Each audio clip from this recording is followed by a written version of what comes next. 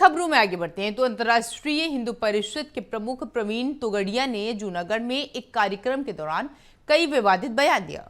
उन्होंने हिंदू परिवारों को 3 बच्चे हिंदू सच्चे का नारा देते हुए ज्यादा संतान उत्पत्ति पर जोर दिया और कहा कि ऐसे वीर हिंदुओं का सम्मान होना चाहिए। मुस्लिम समुदाय के संदर्भ में अब्बू जान, चच्चू जान जैसे शब्दों का इस्तेमाल करते हुए उन्होंने जनसंख्या नियंत्रण की बात कही। तोगड़िया ने लव जिहाद के साथ लैंड जिहाद को भी गंभीर खतरा बताया। प्रवीण तोगड़िया ने दिया यह विवादित बयान दिया और इसी के साथ लव जिहाद पर उन्होंने बोला है। गरीब ये निर्णय ने टेको आपू छू એટલે મારું સૂત્ર છે 3 બચ્ચે હિન્દુ સચ્ચે જે 3 બાળકો પેદા કરે હિન્દુ વીર અને આગળ જતા એમાં કોઈ ગરીબ ત્રીજું બાળક પેદા કરશે તો એને ભણવાની બાળકની ફીના પૈસાની વ્યવસ્થા હું કરવાનો છું। ગરીબોને ડર હોય છે ફીના પૈસા ક્યાંથી લાવવા, આપણે એની સ્કૂલમાં ફી સીધી ભરી દેવાની વ્યવસ્થા કરવાની છે।